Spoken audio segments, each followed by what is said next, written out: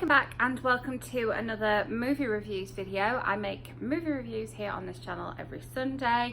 I always leave timestamps in the description box below, so if there's a particular movie you want to hear my thoughts on, you can scroll to that time, and I will leave last week's movie review video linked up here in case you want to go and see any of the movies that I saw last week. So I saw two movies in theatres this week. I saw one of them twice. So that's why I came into this video thinking I saw three movies. I can't think of what the third one was, but I just saw one of them twice. And of course that movie was Spider-Man Far From Home, which was very exciting. I saw it in just a regular format on Tuesday, and then on Wednesday I saw it in Dolby format. I may possibly go and see it in IMAX as well, but our Dolby screen is really good and is very big anyway, so seeing it with the kind of extended size and the extended sound as well was probably the best option. This movie was just awesome. I just really liked it. Obviously it's been a while coming and it's one of these big anticipated movies, and I think that the hype is just worth it. It had just so many elements that all kind of came together to make for just a really good movie. First of all, obviously we have Spider-Man and we have his own story. He's obviously like, a teenager, and so this does feel a little bit like a bit of a teen comedy, coming of age. There's a little bit of romance, there's a little bit of humour, there's a little bit of playing off the fact that he is so much younger than the other Avengers, and I really liked that aspect of it. It felt like a nice teen movie. Then at the same time, this movie explains a lot about the time between when Thanos snapped his fingers in Avengers Infinity War and the time between where we kind of pick up the second beginning of Avengers Endgame, which is 5 years. And a lot of people had a lot of questions about what happened after Avengers Endgame or what happened in that time period. This movie gives it a name, and it does a lot of explaining without going, right guys, we're going to explain this to you. It does it in a really kind of like clever way, but a way that we would buy and a way that fits in with the Spider-Man storyline as well.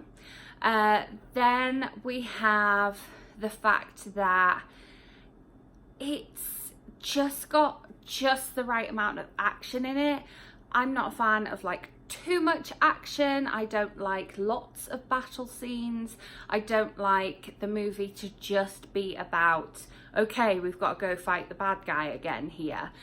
So the amount of action, the level of action was really good. And then I just thought that the writing was really clever. We have Mysterio coming in as a new character that we haven't seen in any of the other Marvel films so far, and I liked his storyline and I liked the way he interacted with Spider-Man. And so the way all these things are woven together, it's just really, really good writing. And then we have the two credit scenes. We have the mid-credit scene and the end credit scene. The end credit scene is funny.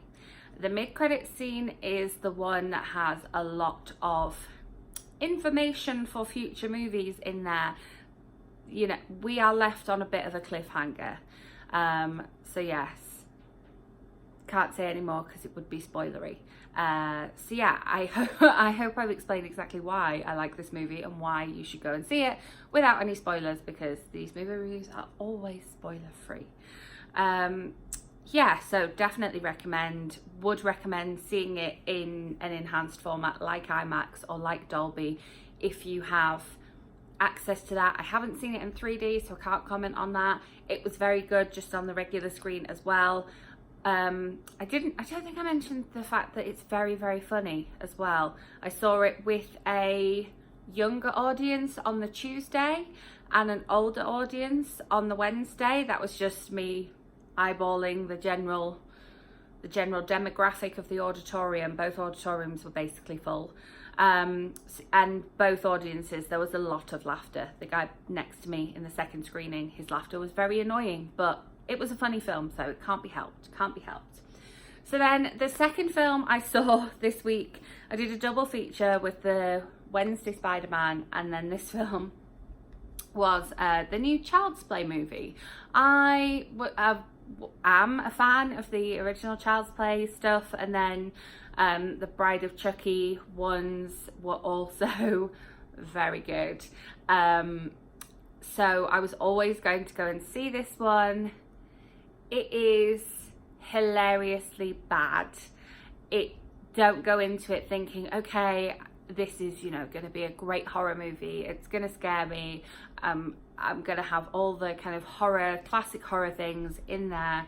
Don't go into it thinking that, because it is just, I can't work out whether it knew it was bad and it was trying to play on that, or whether it was trying to be a good horror film and was just failing and just being hilariously bad.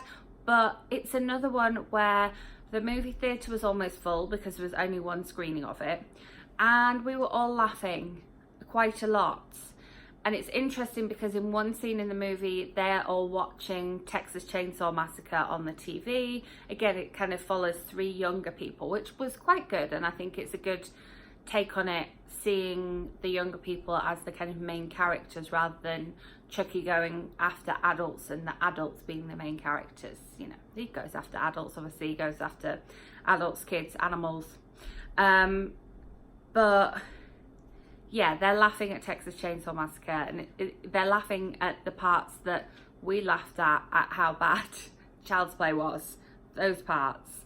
It's an interesting new take on the story in that it's to do with AI and to do with all the appliances that we have in our homes, like the fact that people have, you know, an Apple TV and an Apple laptop and an Apple phone and things like that, how they're all linked together. And yeah, if somebody decided to take them all over, it could potentially be quite bad. So I admire them for keeping it up to date. It's not just a re-release of the same story, it is a more up-to-date story.